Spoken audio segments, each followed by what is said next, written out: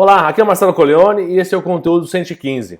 Nesse conteúdo eu vou falar um pouco sobre uma dor e algumas dicas de como resolver esse problema dentro da tua organização. Se você tem líderes recém-promovidos, se você é um líder recém-promovido ou se tem alguma dificuldade no processo de delegação.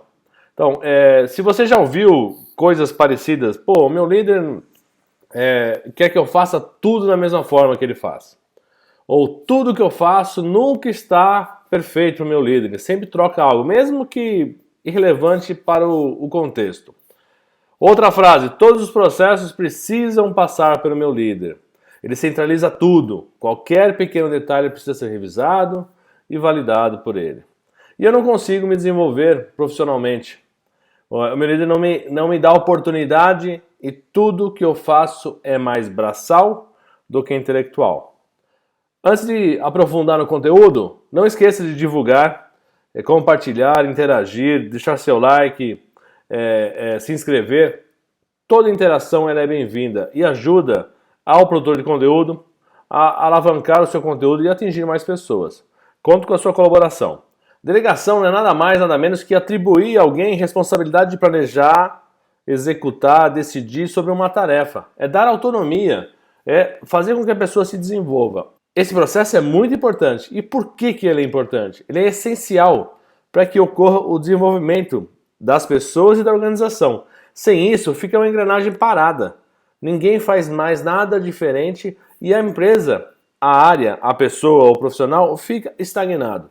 E diminui a centralização e o processo de dependência entre as pessoas, entre elas, entre a empresa e assim por diante. Existem alguns fatores que inibem o processo de delegação, que eu quero abraçar o mundo, quero fazer tudo sozinho.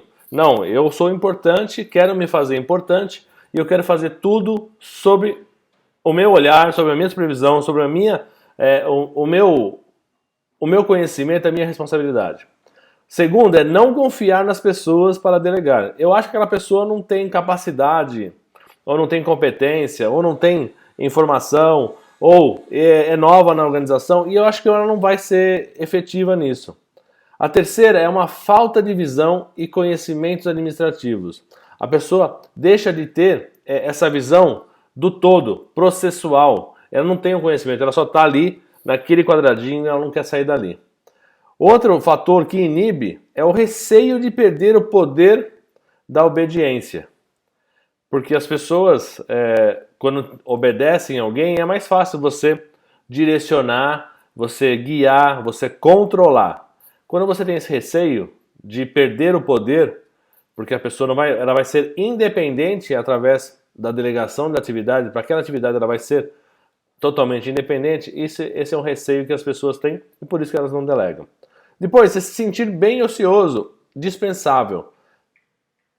Se eu me sinto ocioso ou dispensável, se eu me sinto dispensável, é porque eu tenho medo de perder o meu emprego, o meu trabalho, o meu poder. Então eu deixo de delegar porque aquilo lá está me preenchendo o espaço e eu tenho visibilidade fazendo aquilo. E eu não quero me sentir ocioso. E o último, que eu queria trazer como alguns fatores que inibem esse processo de delegação é que as pessoas não conseguem delegar adequadamente. Então, o que é delegar adequadamente? É passar a responsabilidade junto com a atividade. Muitas pessoas só passam a atividade e mantêm a responsabilidade com você. Então você passa, mas fica cobrando constantemente o como e o status da tarefa e a situação e começa a interagir. São duas pessoas trabalhando numa só. Você tira a autonomia da pessoa pelo qual você delegou a atividade.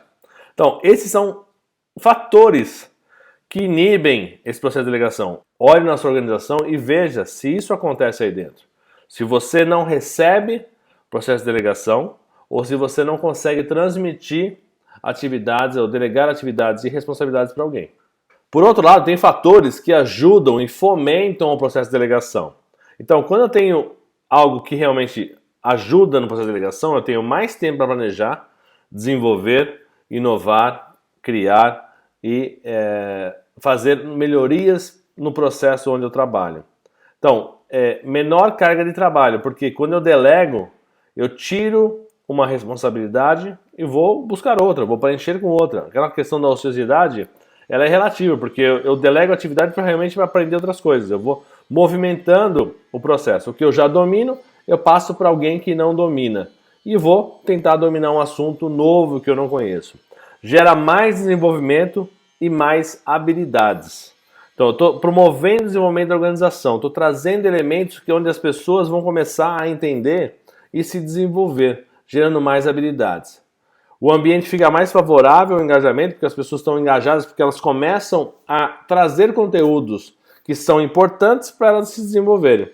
E o foco nos resultados aumenta, porque eu vou delegar atividades que estão diretamente relacionadas com a necessidade da empresa em se desenvolver. Atingir os seus resultados. Necessidade dos resultados versus necessidade das pessoas.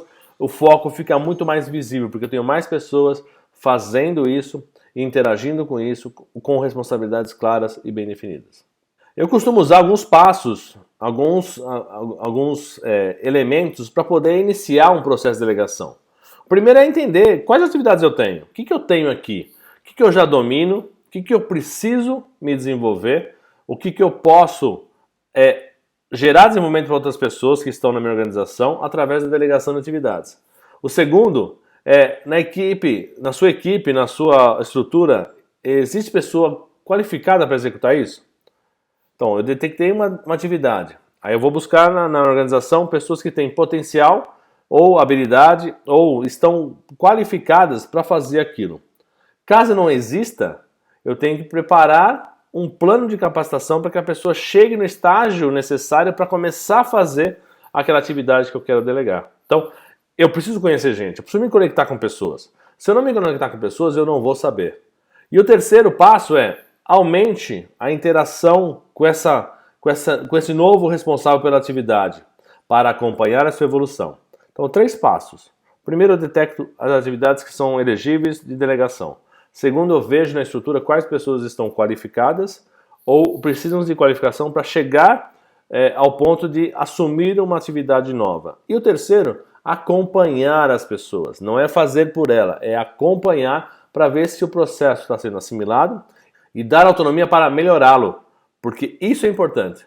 Eu preciso delegar a atividade e a responsabilidade. Senão fica um processo totalmente desbalanceado, onde eu vou ter 2 pessoas cuidando da mesma coisa. O processo de delegação ele requer alguns pontos de atenção. Primeiro ponto, é possível e desejável delegar? A estrutura tem condições de absorver aquela informação, aquela atividade, aquela responsabilidade? O primeiro ponto.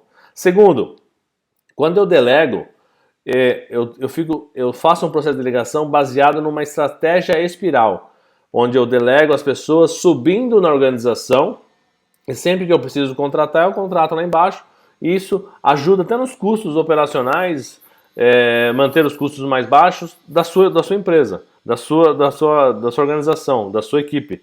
Porque eu estou trazendo desenvolvimento para todo mundo. Então eu estou fazendo com que todo mundo ganhe novas perspectivas, ganhe novas oportunidades e colocam uma pessoa embaixo para realmente subir nessa estrutura também. Depois, acompanhe e identifique os erros iniciais. Então, acompanhe, identifique quais são os erros que a pessoa tem no processo que ela está acabando de absorver. Se eu não fizer isso, eu vou ter um sério problema, porque talvez eu não tenha passado adequadamente a atividade e a responsabilidade, a pessoa não tenha esse conhecimento todo. Então, eu preciso acompanhar de perto no início. Acompanhar, não é fazer pela pessoa, para identificar se existem alguns erros iniciais. Depois, selecione atividades que são compatíveis com a pessoa. A gente já falou sobre autoconhecimento, então eu vou dar um exemplo prático.